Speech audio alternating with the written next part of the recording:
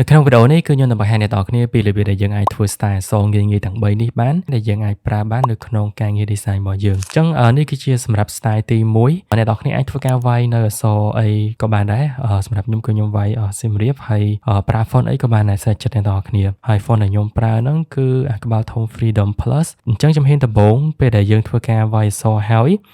យើងចុចស្ដាំដៃយើងចូលទៅ blending optionចឹងនៅក្នុង blending option អីដែលយើងដាក់ដំបូងគេគឺ gradient overlay បន្ទាប់មកយើង select នៅលើកន្លែង gradient ហ្នឹងយើងធ្វើការវាយនៅយើងធ្វើការ select នៅពណ៌ដែលយើងចង់បានឧទាហរណ៍ខ្ញុំចង់បានពណ៌ទី1គឺពណ៌នេះហើយពណ៌ទី2យើងយកពណ៌ Q រៀងភ្លឺបែបនេះអូខេបន្ទាប់មកយើងចុច OK ហើយខ្ញុំនឹងទាញslider កណ្ដាលនេះឲ្យមកជិតគ្នាបែបនេះអញ្ចឹងទៅគឺយើងនឹងបាននៅ effect បែបនេះបន្ទាប់ពីហ្នឹងហើយយើងចុច OK អញ្ចឹងបន្ទាប់ពីយើងដាក់ gradient overlay ហើយយើងអាចដាក់ stroke វាបន្តិចមកហើយសម្រាប់ stroke ហ្នឹងគឺយើងដាក់ពណ៌ Q វាដិតបែបនេះហ្នឹងហើយអញ្ចឹងសម្រាប់ stroke ហ្នឹងយើងដាក់ប្រហែលជា4 pixel ណាដល់គ្នាបន្ទាប់មកយើងចុច OK បន្តមកទៀតយើងចុច Ctrl G ដើម្បីគ្រប់វាហើយយើងចុចស្ដាំដៃនៅលើគ្រប់ដែលយើងទើបតែគ្រប់ហ្នឹងយើងចូលទៅ blending option ម្ដងទៀតចូលមក blending option ម្ដងនេះគឺយើងធ្វើការចុចនៅកន្លែង drop shadow ហើយសម្រាប់កន្លែងពណ៌គឺយើងយកពណ៌ដូចទៅនឹងពណ៌ stroke ដែលយើងទើបតែជ្រើសមិញហ្នឹងគឺពណ៌នេះហើយយើងចុច OK អញ្ចឹងសម្រាប់ drop shadow វាយើងអាចទិញ distance មករៀងវែងតិចមកឧទាហរណ៍ថាខ្ញុំចង់បានវាប្រហែលជា20 pixel អ្នកនរគ្នាបន្ទាប់មកយើងចុច OK បន្ទាប់មកទៀតយើងនឹងធ្វើការដាក់ stroke ពណ៌សទៅលើវាអញ្ចឹងយើងចុច Ctrl G មកដើម្បីគ្រប់វាមួយទៀតអញ្ចឹងពេលដែលយើងដាក់ stroke ទៅគឺវាដាក់ដោយទាំង drop shadow ដែលយើងដាក់មិញបើមិនជាយើងដាក់នៅក្នុងនេះគឺវាដាក់អត់ដោយទេគឺវាដាក់ stroke នៅនេះផ្សេងហើយ drop shadow ផ្សេងអញ្ចឹងយើងត្រូវការគ្រប់វាហើយចាំយើងចូលទៅដាក់ stroke នឹងមកតង់ទៀតអញ្ចឹងយើងចូលមក blending option ហើយយើងអាចដាក់ stroke មកអញ្ចឹងសម្រាប់ stroke មួយហ្នឹងគឺយើងដាក់ពណ៌សបែបនេះហើយចុច OK ហើយយើងអាចទៅឡើង size ហ្នឹងឲ្យធំតិចមកប្រហែលជា26 pixel គឺបែបនេះបន្តមកទៀតយើងអាចដាក់ stroke មួយជាន់ទៀតបើសិនជាអ្នកនរគ្នាអត់ឃើញ stroke ទេអត់ឃើញ stroke មួយទៀតនៅកន្លែងនេះទេយើងអាចចុចបូកនៅកន្លែងហ្នឹងបានគឺវានឹង load stroke មួយទៀតឲ្យយើងហើយយើងអាចទៅឡើងទំហំវាឲ្យរៀងធំតិចមកប្រហែលជា28 pixel ហើយយើងដូរពណ៌វាទៅពណ៌ដូចទៅនឹង drop shadow មួយនេះអូខេយើងអាចទៅឡើងមកប្រហែលជា30 pixel មកបន្ទាប់មកយើងចុច OK អ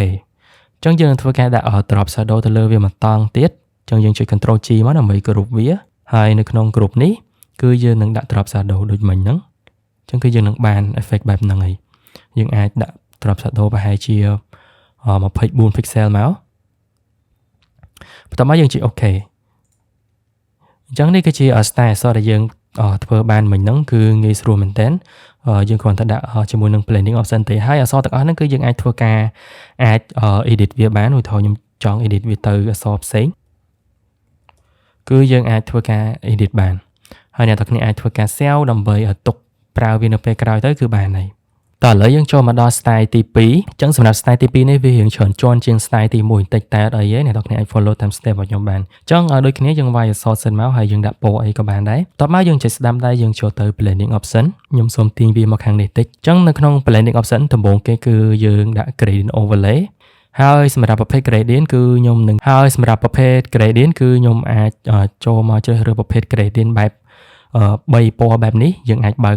មើល preset នៅកន្លែងនេះបានអញ្ចឹងពេលដែលវាបើកមក3ពណ៌បែបហ្នឹងហើយពណ៌ទី1គឺខ្ញុំនឹងដាក់ពណ៌វាទៅរៀងផ្កាឈូកបែបនេះបន្ទាប់មកយើងចុច OK ហើយពណ៌ទី2ហ្នឹងគឺយើងដាក់ពណ៌ផ្កាឈូកនឹងដូចគ្នាសម្រាប់ពណ៌ទី3នេះពណ៌កណ្ដាលហ្នឹងគឺយើងដាក់ពណ៌ផ្កាឈូករៀងភ្លឺអ្នកនរគ្នាគឺបែបនេះបន្ទាប់មកយើងចុច OK យើងមើលអត់ឃើញទេដោយសារ background ពណ៌នេះគឺវាពណ៌ផ្កាឈូកដែរអញ្ចឹងអត់អីទេបន្ទាប់មកទៀតគឺយើងដាក់ inner glow ទៅលើវាសម្រាប់ inner glow blend mode យើងអាចដាក់ color dodge ក៏បានឬក៏ screen ក៏បានដែរអ្នកនរគ្នាអាចមើលទៅថាមួយណាវា work ល្អជាងយើងដាក់មួយហ្នឹងទៅសម្រាប់ខ្ញុំសាកដាក់ color dodge សិនហើយsize យើងដាក់វារៀងប្រហែលជា5 pixel អ្នកនរគ្នាខ្ញុំសូមដូរវាទៅ screen វិញព្រោះ color dodge ហ្នឹងមើលមកវារៀងខ្លាំងពេកអញ្ចឹងយើងអាចដាក់វាដាក់ size ទៅ13 pixel អញ្ចឹងយើងមើល style អក្សរហ្នឹងវា gradient ខាងក្នុងហើយអាតាម game វាហ្នឹងគឺវាមានពន្លឺ inner glow នៅតាម game ហ្នឹងអញ្ចឹងបន្ទាប់ពីយើងដាក់ gradient ជាមួយនឹង inner glow ហើយជំហានបន្ទាប់គឺយើងនឹងដាក់ stroke សម្រាប់ stroke វាគឺខ្ញុំនឹងដាក់ពណ៌ផ្កាឈូកបែបនេះបន្ទាប់មកយើងជួយ OK ហើយទំហំខ្ញុំមកដាក់ធំឯងខ្ញុំដាក់តូចទេប្រហែលជា4 pixel អ្នកនរគ្នាបន្ទាប់មកយើងជួយ OK ហើយយើងធ្វើការចុច Ctrl G ដើម្បីគ្រប់វាបន្តមកទៀតយើងចុចស្នាមដៃនៅលើគ្រប់ហ្នឹងយើងចូលទៅ blending option ហើយយើង check drop shadow នៅក្នុង drop shadow នេះពណ៌គឺយើងយកពណ៌ផ្កាឈូកដូចទៅនឹងពណ៌ stroke ហ្នឹងបន្ទាប់មកយើងជួយ OK ហើយ drop shadow ហ្នឹងយើង drop វាតាមបន្តិចទេប្រហែលជាប៉ុណ្នេះហើយយើងជួយ OK បន្ទាប់មកយើងចុច Ctrl G ដើម្បីគ្រប់វាយើងចុចស្នាមដៃចូលទៅ blending option យើង check stroke សម្រាប់ stroke នេះគឺយើងដាក់ពណ៌សហើយយើងដាក់ size ហ្នឹងរៀងធំតិចមកប្រហែលជា14 pixel អ្នកនរគ្នាបន្ទាប់មកយើងដាក់ stroke មួយជាន់ទៀតហើយសម្រាប់ stroke មួយជាន់ទៀតហ្នឹងគឺយើងដាក់ពណ៌ផ្កាឈូកដូចទៅនឹង stroke ខាងក្នុងហ្នឹងអញ្ចឹងគឺយើងនឹងបានបែបនេះហើយសម្រាប់ stroke នេះគឺយើងដាក់ទំហំវារៀងធំតិចមកប្រហែលជា34 pixel ឬក៏36 pixel ហើយខ្ញុំអាចទៅឡើងបន្ថយ white stroke នេះបន្តិចអូខេខ្ញុំគិតថាប៉ុណ្នេះ stroke ទី1យើងដាក់12 stroke ទី2យើងដាក់32 pixel មកបន្ទាប់មកយើងចុច OK ហើយយើងចុច Ctrl J ម្ដងទៀតបន្ទាប់មកយើងចូលមក blending option វិញអញ្ចឹងនៅក្នុង blending option លើកនេះគឺយើងដាក់ inner shadow ដើម្បីជាមើលមកឲ្យវាមានលក្ខណៈបែប 3D នៅខាងក្នុងអា stroke ហ្នឹងណាអញ្ចឹងយើងដាក់ angle វាមកដក90មកហើយសម្រាប់ size យើងដាក់ប្រហែលជា16 pixel ហើយ distance យើងទាញវាមក5 pixel ហើយ opacity យើងដាក់35 pixel មកហើយជាមួយនឹង blend mode multiply បន្ទាប់ពីយើងដាក់ inner shadow ហើយអ្នកនរគ្នាអាចចុច OK មកបន្ទាប់មកយើងចុច Ctrl G ដើម្បីគ្រប់បន្តទៀតហើយយើងចុចស្នាមដៃចូលទៅ blending option លើកនេះគឺយើងដាក់ stroke ហើយ stroke ដែលយើងដាក់លើកហ្នឹងគឺយើងដាក់ពណ៌រៀងស្វាយភ្លឺបែបហ្នឹងបន្ទាប់មកយើងចុច OK stroke ហ្នឹងគឺយើងដាក់តែបន្តិចទេប្រហែលជា10 pixel បន្ទាប់មកយើងចុច OK ចុច Ctrl G គ្រប់ម្ដងទៀតហើយយើងដាក់ drop shadow សម្រាប់ drop shadow ហ្នឹងគឺយើងដាក់ពណ៌ដូចពណ៌ stroke